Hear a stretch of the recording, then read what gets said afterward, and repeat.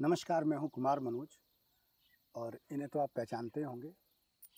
बहुत सारे जी, वीडियोस नमस्कार। में इनको आपने देखा है। ये हैं रेणु यादव, जिनकी पूर्व डकैत, पूर्व दस्यु सुंदरी, जिनके किस्से मैं लेकर आया था। आज इनसे मुलाकात हुई। आप इनका इनका जो जीवन है इतना कठिन बीहड़ों में, जंगलों में, डकैतों, पुलिस, गोली, बंदूक, बारूद में गुजरा है और ये इनकी आने वाली जनरेशन है, इनकी बेटी है। और इस बेटी से आज मैं मिला तो मुझे इतनी खुशी हुई। माँ का जीवन इतना संघर्ष से भरा रहा और बेटी आज इंग्लिश में बात करती है, तो बहुत अच्छा लगा। बेटा, क्या नाम है आपका? Garima Yadav. In which school do you read? My school name is Lord Mother Senior Secondary Public School, Vakevar, Itawa. जैसा कि आप देख रहे हैं, गरिमा क्या बनना चाहती हो तुम? IPS. आईपीएस बनना चाहती है बेटी। रेणु जी हमारे साथ हैं। रेणु जी, आज आपके बच्चे इंग्लिश में बात करते हैं, पढ़ते हैं, लिखते हैं, अच्छा लगता है। कैसा फील करते हैं आप? मुझे बहुत अच्छा लगता है। मुझे ऐसा लगता है जो सपने हम सोच रहे थे अपने लिए वो नहीं मेरे हो पाए, अब मैं अपने बच्चों में पूरा देखूंगी। तो जो आपकी ज़िंदगी रही है, जिस तरह बीहड़ों में गुजरी, कभी आपने सोचा था कि आपके बच्चे इस तरह इंग्लिश मीडियम, सीबीएसई बोर्ड के, एनसीईआरटी बोर्ड के स्कूलों में पढ़ेंगे? नहीं नहीं, कभी नहीं सोचा था। ये सब आप लोगों का आशीर्वाद और ऊपर वाले की सब दया दृष्टि है। थोड़ी सी कहानी जो है जी आप अपनी बताइए कि आपका जब अपहरण हुआ था जी। तो कितनी उम्र थी आपकी और क्या घटना थी वो? मेरी 13 साल की उम्र थी और मैं स्कूल से जब वापस आ रही थी तो रास्ते से ही मुझे कैप्चर कर लिया गया था। फिर इसके बाद मैं जीवन जंगली में बिताना पड़ा 2 ढाई 3 साल, और इसके बाद मैं फिर जेल चले गए। और जेल के बाद मैं 7 साल 3 महीने 15 दिन जेल रहे। जेल के बाद बाहर आए और जब बाहर का मैंने जीवन देखा तो पूरी दुनिया ही मुझे अलग नज़र आई, क्योंकि घर से कभी कहीं गए नहीं थे। कोई मैंने कहीं ना मार्केट तो जानते नहीं थे था क्या, मतलब सब्जी कैसे ली जाती है, कहाँ शॉपिंग होती है, शॉपिंग चीज़ ही नहीं जानते थे। देहातों में इतना कहाँ पहले सब कुछ होता था। अब तो जब समाज में बैठे सब कुछ देखा तो बहुत ज्ञान आप लोगों से मैंने सीख लिया। आज आप साड़ी पहने हुए हैं, भारतीय परिधान है। आमतौर पर आपको उस तरह के जो कपड़े होते थे, जो डकैत पहनते थे बीहड़ों में, तो क्या अंतर महसूस होता है? मुझे मतलब साड़ी पहनने में मैं एक, अब हमारी फैमिली भी है और साड़ी पहनने में मुझे बहुत अच्छा लगता है। कितने बच्चे हैं आपके?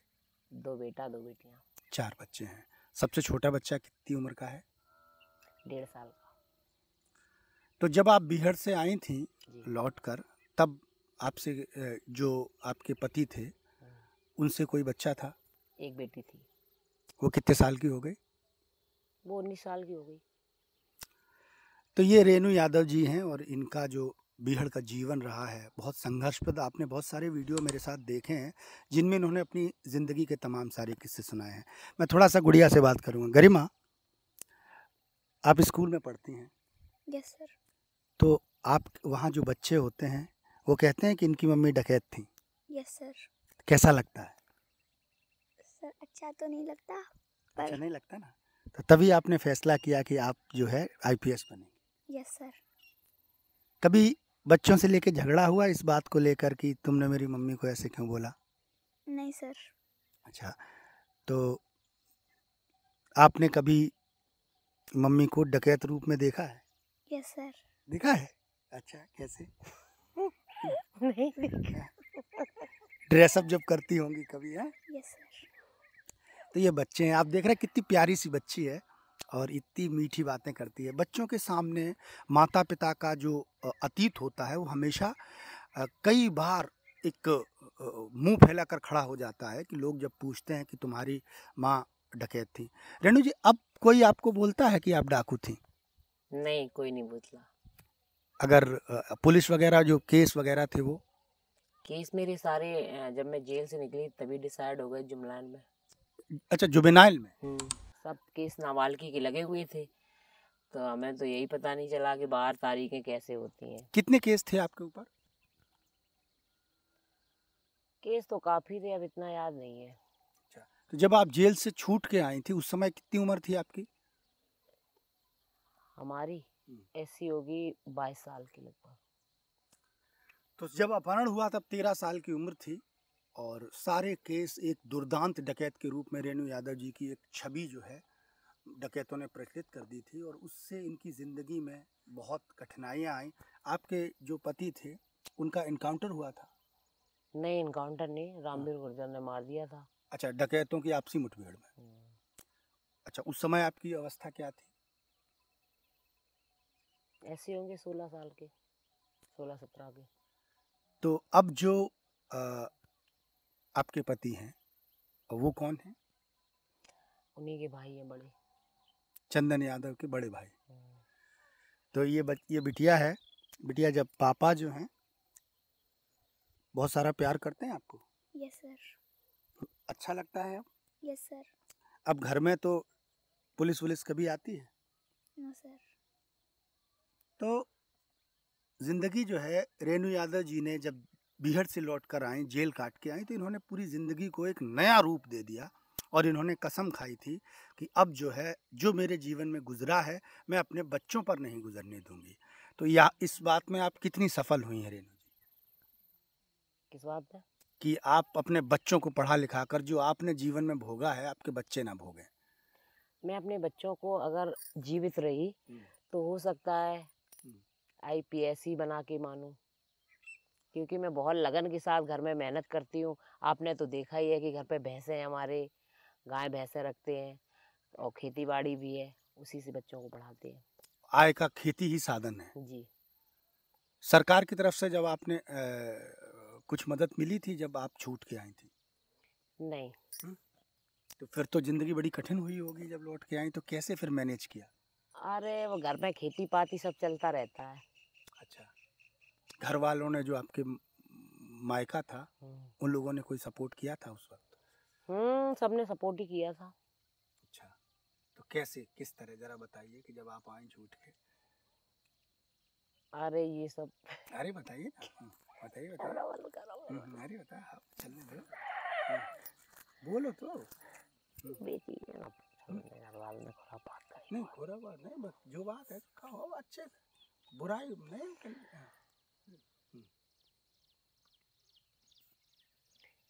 जेल से बाहर के आने के बाद मैंने थोड़ा बहुत तो संघर्ष किया। सरकार से सपोर्ट तो थोड़ा मिला ही मुझे, 2 गनर दिए। और हाँ, तो अपने अपने दिमाग से लोग पैदा भी कर लेते हैं। अच्छा, कोई प्लाटिंग का काम, कहीं किसी का काम, तो फिर धीरे धीरे गाड़ी ऐसी रोटेशन पे आ गई। अभी क्या क्या काम करती हैं आप सुबह उठ के? मैं गाय भैंसे घर पे है। अच्छा, गाय भैंसों को चारा सानी? हाँ, सानी चारा सभी करना पड़ता है। अच्छा, तो दूध का व्यापार कर लेते हैं क्या? हम्म। दूध बेच लेती हैं? कितने का बेच लेती हैं? दूध ऐसा ही हो जाता है 2.5-3 लाख का साल पे। हाँ। अरे क्या बात है। तो देखो, लोग कितने सारे गलत काम कर रहे हैं कि करप्शन कर रहे हैं, भ्रष्टाचार कर रहे हैं, धोखा दे रहे हैं, ठगी कर रहे हैं।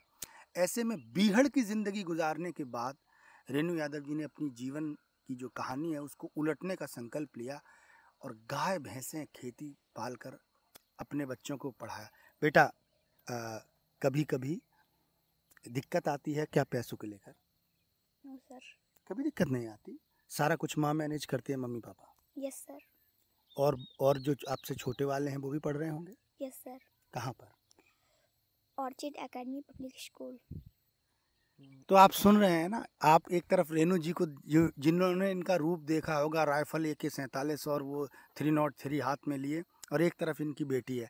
आज ये वीडियो बनाना इसलिए ज़रूरी था, जब मैंने इस बच्ची से मिला तो मुझे लगा कि जीवन इतना भी बुरा नहीं होता है। जीवन में अगर हमारे अंदर सत्य है और हम कुछ बदलना चाहते हैं तो जीवन को बदला जा सकता है। लोग गलत रास्तों पर चलते हैं, चोरी करते हैं, लूट करते हैं, जबकि देखा जाए तो रेणु जी आपका तो कोई दोष ही नहीं था जो आपके साथ घटना हुई। नहीं, कोई दोष नहीं था, है ना? और बीहड़ में जो तमाम सारे कष्ट भोगे कभी याद आते हैं आपको? सोच ही नहीं पाते हैं बच्चों में, क्योंकि अब खाली रहते हो, खाली जब मतलब टाइम हो तब तो सोचा जाए। बच्चों में बिजी रहते हैं, अब तो सोचना वोचना सब खत्म कर दिया। अब नए तरीके से मतलब एक ज़िंदगी जी रहे हैं। क्या करें, बैक जीवन को, अच्छा तो था नहीं। तो आप प्रधान भी हुई थी एक बार? जी। कैसी रही अब प्रधानी का अनुभव आपका? अरे सब खत्म जेल ही में। अच्छा। हाँ, हमारे हस्बैंड भी प्रधान रहे हम्म। और प्रधानी क्या, सब इधर ही उधर हो गई। क्या सहयोग नहीं मिला प्रशासन से? नहीं, सहयोग पूरा मिला, प्रशासन ने पूरा सहयोग किया। 3 बार लोगों ने, मतलब मेरे हस्बैंड जब प्रधान हुए थे तो इतने लोगों ने जैक लगाए, इतने वो लगाए कि 3 बार चुनाव आयोग से चुनाव कैंसिल कराया, फिर भी हमारे हस्बैंड जीतते रहे बराबर। अच्छा। जीत गए, 1.5-2 साल चला ली, फिर एक आध लोगों ने केसेस ऐसे लगा दिए कि जेल जाना पड़ा, उसी में इधर उधर हो गई। कोई निकलवाने वाला था नहीं बाहर, काफ़ी दिक्कतों का हमारे सामना दर्शकों से अभी आप क्या कहना चाहती हैं